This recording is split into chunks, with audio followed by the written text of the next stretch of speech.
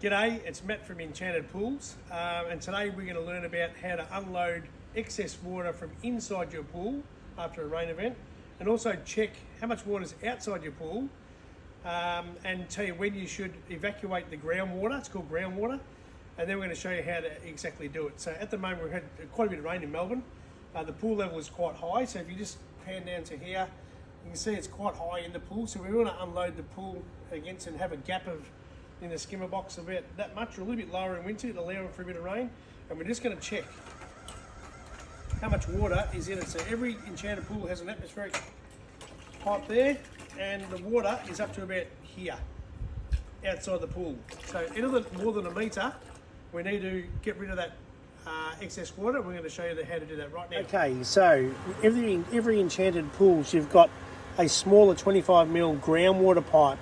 This is before the actual filtration pump, and then you've got this pipe under here is coming from the inside the pool, outside the pool, inside the pool. At the moment that is closed, meaning the water is sucking from the pool, going through the pump, and then we've hooked up a waste pipe, which is going to your closest waste point, and that is also off. So what we're going to do in one quick, and then we've also, what I've done is I've prepared it and I've undone the middle screw so that can go past the stopper.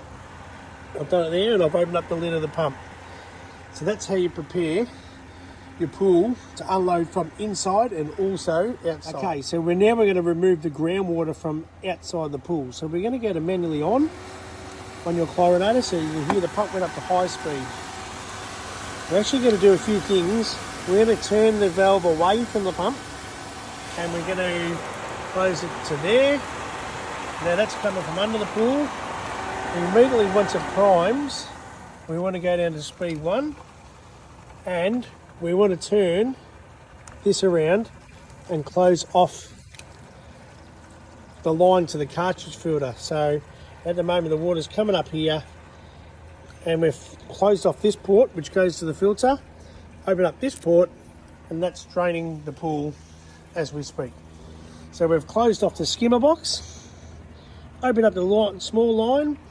Now that's got water in it, it's clear, and we've turned that pump to speed 1, the lowest speed, which should be around about 1400 RPM if you can adjust it by adjusting it up and down here. But we're slowing the water down through this period so it doesn't suck all the water out of that line and doesn't give it a chance to drain down from the pool, if that makes sense. So we've been going for 5 minutes now, and the pump is turned off on the no flow. So all we do is we start the pump back up, and we immediately turn the speed down to speed 1 again, and we're going to go for another at least 5 minutes. So there's no water flow going through the system because we cut it off here. It's got a no flow sensor in the pump, in the chlorinator to safety, so the pump doesn't run dry. But this can take up to 15 minutes to drain out about a metre of water under a pool if you're doing it slowly and steadily. Okay, so after about 10 or so minutes or 15 minutes, you can see the water's just trickling in. You can keep it going if you want, but most of the water's gone. That's still draining through quite nicely. So we're pretty happy with that. That's the groundwater done. Now you want to unload the water from inside the pool. So quite simply, we just turn this valve around to close off the small one, which is going outside the pool. So now that's opened up that one, which is coming from the skimmer, closed off that one. Now we're emptying the water from inside the pool.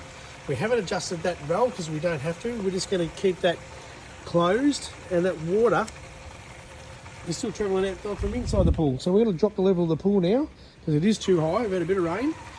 Now, a good idea to never walk away at this point, because if you walk away at this point, fair chance you're going to empty too much out of your pool and you're going to be putting your hose back on. So there's a safety tip. Don't walk away during this point, just wait here. And then we're just going to sneak over here, and we're going to check the level of the pool at the end. Okay, so our pool level is now at the right level, which is about 2 inches under the top of the skimmer, so it's got a gap for the leaves to go through. We've obviously got that back in the original position where it should be left.